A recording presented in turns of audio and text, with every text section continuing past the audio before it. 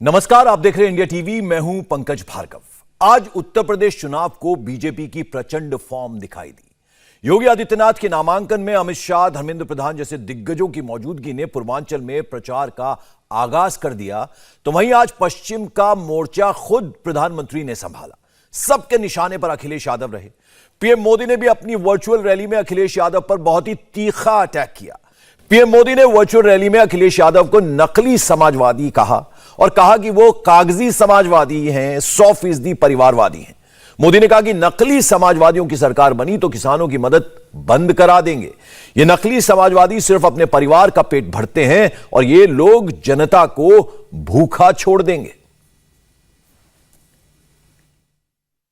आप लोगों ने ऐसे लोगों को दो आदि झूठ एक पल भी टिक नहीं सकता। भाई और बहनों, एक्सप्रेसवे हो, एयरपोर्ट हो, मेट्रो हो, ग्रामीण सड़कें हो, प्रधानमंत्री ग्राम सड़क योजना हो, गरीबों के लिए आवास हो, हर घर जल पहुंचाने का अभियान हो, बीते सालों में भूतपूर्व तेजी आई है।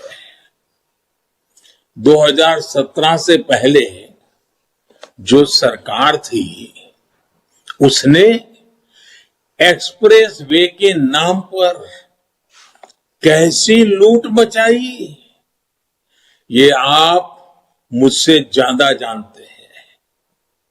योगी जी की सरकार में पूर्वांचल और दिल्ली मेरठ एक्सप्रेस वे पूरे हो चुके हैं और 5 एक्सप्रेस वे पर तेजी से ईमानदार हो तो काम ऐसे ही असरदार होता है। आजादी के इतने सालों तक राजधानी से इतने नजदीक होने के बावजूद मेरठ, अलीगढ़ सहित ये पूरा क्षेत्र दिल्ली से कितना दूर था। पहले जब दिल्ली से गाजियाबाद, मेरठ या अलीगढ़ जाने, इनका विकास भी कागजी था और ये समाजवादी भी ये सिद्ध हो चुका है कि ये सिर्फ और सिर्फ परिवारवादी है। प्रधानमंत्री ने अखिलेश यादव पर अपराधियों को टिकट बांटने को लेकर भी घेरा और उत्तर प्रदेश की जनता से इस चुनाव के लिए बड़ा वादा लिया। क्या है वो वादा, जरा वो सुनाते हैं आपको।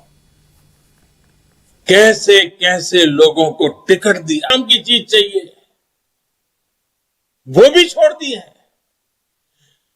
ऐसे ऐसे लोगों को टिकट दिया है, उसी से आपको इनके भावी इरादे का पता चल जाएगा। इसलिए मैं आपसे भारी मतदान करने का आग्रह भी कर रहा हूं। ठंड कितनी ही क्यों ना हो, पहले मतदान फिर जलपान। समृद्धि सुनिश्चित करने वाली भाजपा सरकार प्रचंड बहुमत के साथ फिर आएगी।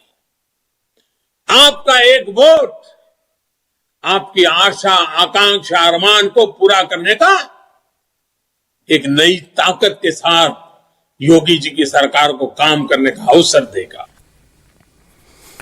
तो प्रधानमंत्री नरेंद्र मोदी को आपने सुना। एक तरफ अगर पूर्वांचल की बात करें, गोरखपुर में आज योगी आदित्यनाथ ने अमित शाह की मौजूदगी में, धर्मेंद्र प्रधान की मौजूदगी में नामांकन। मेहमान अभी जुड़ रहे हैं, उनका परिचय करवा दूं। मनीष शुक्ला प्रवक्ता हैं बीजेपी के, नाहिद लारी खान साहब प्रवक्ता हैं समाजवादी पार्टी के और धर्मवीर चौधरी प्रवक्ता हैं बीएसपी के। और कुछ देर में हमारे साथ संगीत रागी राजनीतिक विश्लेषक है, वो भी जुड़ेंगे। आप तीनों का बहुत बहुत स्वागत है। नाहिद लारी साहब, सबसे पहले आप ही के पास आना चाहूंगा। प्रधानमंत्री को अभी आपने सुना, उन्होंने साफ साफ यह कहा नकली समाजवादी का, और कहा कि विकास जो है केवल कागजी है। आपकी प्रतिक्रिया? पंकज जी, मैं सुन रही थी सब बातें अभी आपने दिखाया। आप ये समझे कि वोट के लिए, मतलब देश की 130 करोड़ जनता इस तरह की भाषा को एकदम पसंद नहीं करेगी। और आप ये समझे कि भाजपा की टोली, राष्ट्रीय स्तर से प्रांतीय स्तर की इनकी जो टोली है, ये माननीय अखिलेश यादव जी से इतने डर गए, इतने थर्रा गए, इतना घबरा गए हैं कि एक अकेले माननीय अखिलेश यादव जी जो खाटी समाजवादी है और पिछड़े दलितों, वंचितों, शोषितों के एकमात्र रक्षक है और मृदुभाषी है, दूरदर्शी है, हाईली क्वालिफाइड इंजीनियर है, और जन जन के दिल में बसते हैं, उनको एक अकेले को घेरने के लिए भाजपा के राष्ट्रीय से प्रांतीय स्तर के किसान के बॉर्डर गुजरात से है, कोई चीन के बॉर्डर उत्तराखंड से है, और जनता ने तय कर लिया है कि 10 मार्च को इन सबको वापस भेजना है। जो पाकिस्तान के बॉर्डर से आए हैं गुजरात से, उनको वहां वापस भेज दिया जाएगा। जो चीन के बॉर्डर आए उत्तराखंड से, उनको वहां वापस भेज दिया जाएगा। और ये जो नेता है, ये अपने प्रांतीय उत्तर प्रदेश के जो बीजेपी कार्यकर्ता और नेताओं की जो टोली है, उनसे ये लोग कहकर जाएंगे कि जल्द से जल्द बिलों में घुस जाओ बिलों में। जैसे कोरोना काल में बिलों में घुसे थे, जनमानस की सेवा नहीं कर रहे थे और सिर्फ समाजवादी पार्टी के लिए। हम वापस आपके पास लौटेंगे। मनीष शुक्ला जी, आपने सुना नाहिल लहरी क्या कह रही हैं? वो ये कह रही हैं कि प्रवासी हैं सब कोई। जब प्रधानमंत्री किसी भी स्टेट में जाते हैं चुनाव प्रचार के दौरान तो एतराज होता है, और यहां नाहिल लहरी जी को भी हो रहा है। क्या कहेंगे आप? देखिए, मैं बिल्कुल आश्चर्यचकित नहीं हूं। पूरे राष्ट्र के स्वरूप की कल्पना नाहिल लहरी जी, अखिलेश यादव जी को नहीं होगी, इसलिए इस देश में किसी को प्रवासी कह देना इनके लिए आसान है। बहरहाल मैं उस पर नहीं जाता हूं। प्रधानमंत्री जी ने जो समाजवाद, झूठा समाजवादी कहा, समाजवादी लोहिया जी, आचार्य नरेंद्र देव जी की जो कल्पना थी समाजवाद की, वो परिवारवाद के विरोधी थे, वो धन संचय के विरोधी थे, वो जातिवाद और धर्म के आधार पर राजनीति करने के विरोधी थे। और ये तीनों गुण अखिलेश यादव, मुलायम सिंह यादव, पूरी समाजवादी पार्टी में भरा पड़ा है और इस पे डिबेट भी हो सकती है, इसलिए उनको झूठा समाजवादी कहा।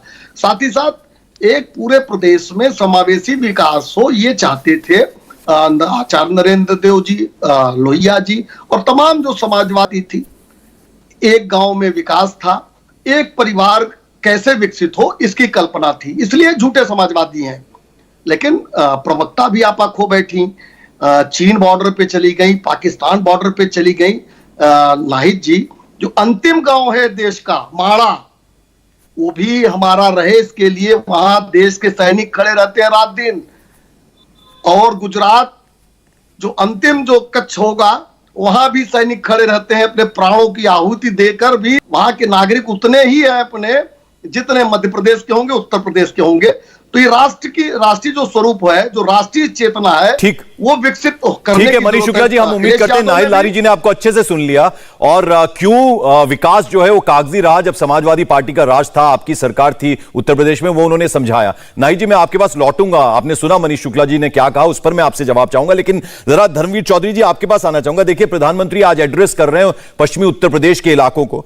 अलीगढ़ में, अलीगढ़, हापुड़, मेरठ, नोएडा, गाजियाबाद को एड्रेस कर उन्होंने कहा कि ये चुनाव जो है जनता के लिए, यानी डेवलपमेंट लगातार होती रहे, प्रशासन में सुशासन के लिए है और उत्तर प्रदेश के लोगों के तेज विकास के लिए है। क्या कहेंगे सर?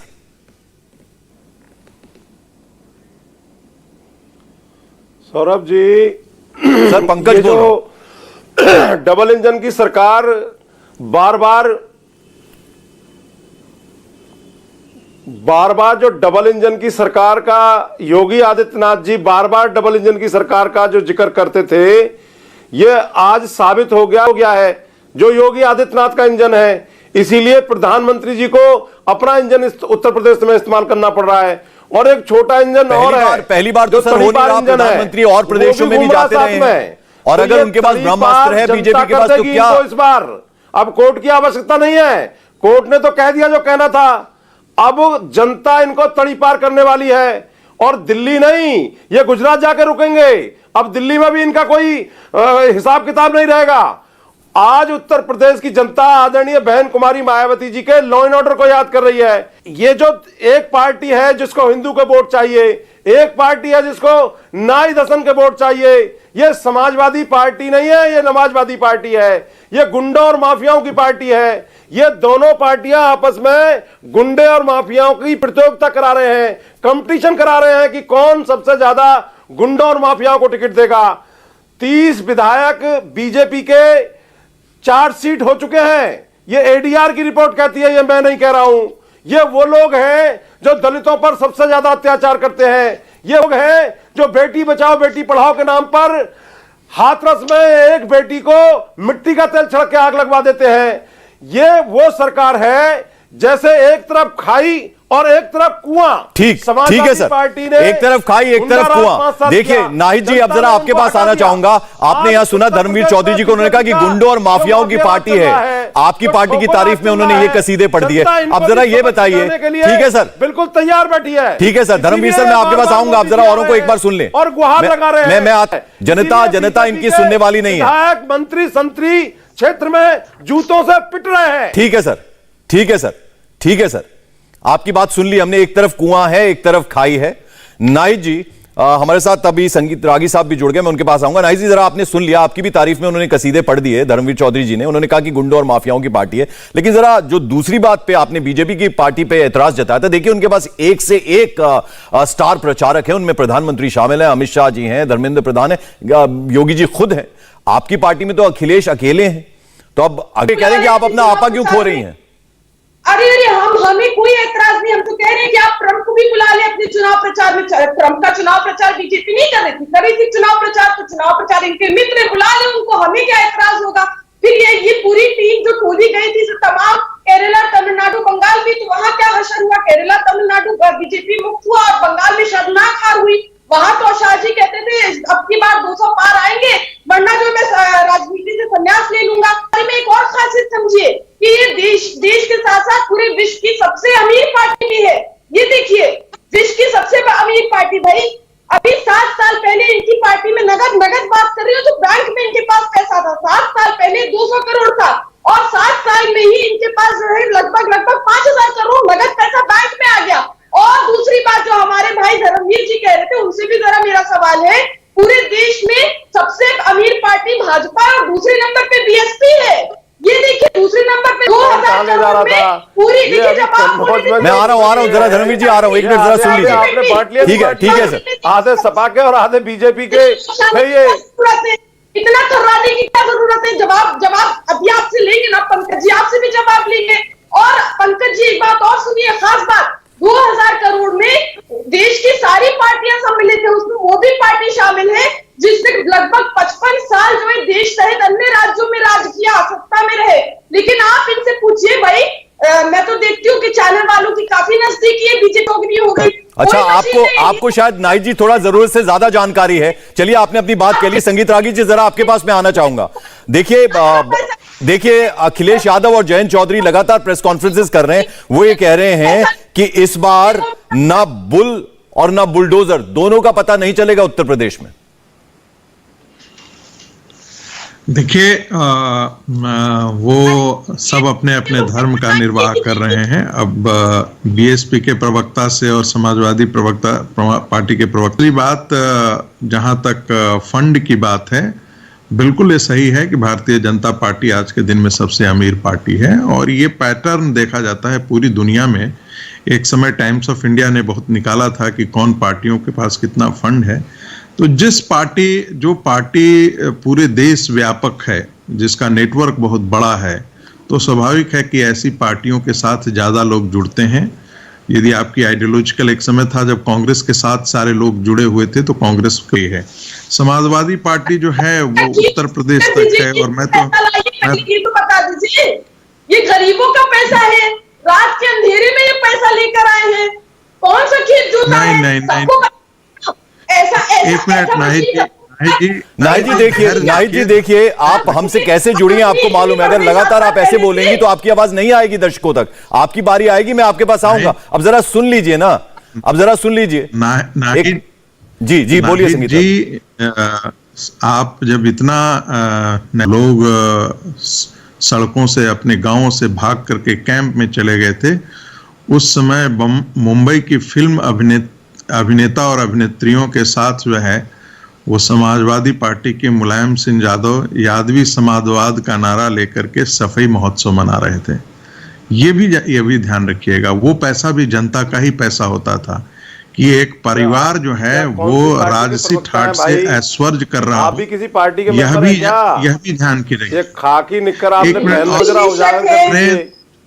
धर्मवीर जी देखिए, आपकी बारी आएगी, मैं आऊंगा आपके पास। आप जरा सुन लीजिए ना, संगीत रागी जी अभी नए जुड़े हैं हमारे साथ, उनको जरा सुन लीजिए, फिर आऊंगा मैं आपके पास। जरा उनकी बात कंप्लीट हो जाने दीजिए। बोलिए संगीत जी। अब चूंकि उन्होंने धर्मवीर जी ने छेड़ दिया है तो यह भी बताऊं कि एडीआर की ही रिपोर्ट थी 2017 की, जिसके 38% जो रिकॉर्ड थे वो कैंडिडेट के सबसे ज्यादा क्रिमिनल रिकॉर्ड्स जो थे वो बीएसपी के पार्टी के थे। ये भी ध्यान रखिएगा। पश्चिमी उत्तर प्रदेश में जितने खाटी गुंडे बदमाश बीएसपी के साथ थे, आज की एडीआर की रिपोर्ट बताइए, 30 विधायकों के ऊपर चार्जशीट दाखिल है। धैर्य रखिए ना, अब बीजेपी के हम तो आपके बीच में बोले नहीं कि ये 40% से ज्यादा सांसद दागी क्यों है? 130 विधायक मैं तो आपके बीच में बोला नहीं, ये तो अच्छी बात नहीं है। 302 का मुकदमा था, धर्मजीत जी सीएम के ऊपर 302 का मुकदमा था, क्यों वापस लिया इन्होंने? अरे धर्मवीर जी देखिए, आपको कितनी बार मेरे को समझाना होगा। मैं ये कह रहा हूं जरा संगीत रागी जी की बात कंप्लीट होने दीजिए। आप जरा वो पॉइंट नोट कर लीजिए किस किस बात पर आपको जवाब देना है, फिर मैं आपकी टर्न आएगी, आपके पास आऊंगा। आप जरा एक बार सुन लीजिए उनकी बात। रागी जी अपनी बात देखिए, जहां तक प्रधानमंत्री जी के चुनाव का, ये चुनाव बहुत महत्वपूर्ण है। मुझे लगता है ये चुनाव त्रिकोणीय चुनाव है, इसमें बीएसपी भी एक है, और मुझे नहीं लगता है इतना जो समाजवादी पार्टी के बारे में इतना कि ये दो तरफा मात्र बीजेपी और समाजवादी पार्टी के बीच में चुनाव है, मैं ऐसा नहीं समझता। क्योंकि 2017, 2019, 2014 ये सबका यदि रिकॉर्ड देखें तो बीएसपी एक ऐसी पार्टी है जिसको आप नहीं कर सकते। 22% बुरे दिन में भी उसके पास सीट, 22% उसके मतदाता उसके साथ जुड़े रहे हैं। हाँ, ये सरकार न ये बनाने जा रही है, न ये बनाने जा रही है, क्योंकि कोई पार्टी 22% से एकाएक बढ़कर के 42% पर समाजवादी पार्टी आ जाए, ऐसा संभव इसलिए नहीं है कि जब तक कोई बहुत बड़ा नैरेटिव, बहुत बड़ा विमर्श नहीं खड़ा हो जाता है, तब तक ऐसी चीजें नहीं बनती है। ठीक है मनीष शुक्ला जी, मैं आपके पास आऊंगा, लेकिन जरा नाहिद जी आपके पास पहले आना चाहूंगा। देखिए, दो लोगों के बीच में मुकाबला नहीं है, दो पार्टीज के, क्या कहेंगे आप? पंकज जी आपका तो चैनल बहुत सम्मानित है। मेरा बस आपसे एक निवेदन है कि कृपया करके संगीत रागी जी का पूरा परिचय देते कि ये कहाँ के राजनीतिक विश्लेषक है, क्योंकि जनता के समझ के परे है उनकी बातें। जरा बताना चाहिए कि कितनी बार ये जेल गए, कितना संघर्ष किया, क्या इनका राजनीतिक अनुभव है, तो इससे जो है जनता बेहतर समझती कि कितने बड़े राजनीतिक विश्लेषक हैं। अब धर्मवीर जी तो भाई महिलाओं को थोड़ा बोलने का मौका दीजिए। आपकी जितनी उम्र है उससे ज्यादा मेरा राजनीतिक अनुभव। जवाब दे देंगे वो, उन्होंने कहा कि जितनी आपकी उम्र है उससे ज्यादा उन्हें अनुभव है। आप आगे की बात कीजिए जरा। पंकज जी, आप आगे की बात कीजिए। सवाल आपसे कर रही थी, ये बाद में जवाब दे देते। अच्छा देखिए, अभी आप देखिए किस तरह से तो परिवारवाद की बात कर रहे हैं। हाँ। बेसिकली जिन लोगों का समाज के संरचना में कोई योगदान नहीं है, परिवार बनाना तो दूर की बात है, समाज के संरचना में कोई योगदान नहीं है, ये परिवारवाद की बात कर रहे हैं। दरअसल परिवारवाद तो बहाना है, इनको ब्राह्मणों, पिछड़े दलितों को कोसना है, गरियाना है, हर बात पर कोसना गरियाना है। खर्चा करके झूठे विज्ञापनों के माध्यम से अपनी सरकार चलाती रही। धरती पर तो ये कहीं नहीं थे, तभी तो इनको अमेरिका, बंगाल और चाइना तक के फोटो लगाने पड़े विज्ञापनों पे। अरे वो पार्टी है जो 16,000 करोड़ के हवाई जहाज में घूमती, कहां से पैसा आया? गरीब जनता का पैसा। और वो जो दीवारों में से नोट निकले वो क्या नाहिद, जो दीवारों में से नोट निकले वो क्या? ये आपने अहम सवाल पूछा, ये आपने अहम सवाल पूछा। वो जो दीवारों से नोट निकले हैं ना, वो दरअसल जो भारतीय जनता पार्टी के लोगों ने, आप गंभीरता प्रदर्शित करके कोई नया नैरेटिव नहीं खड़ा कर सकती हैं।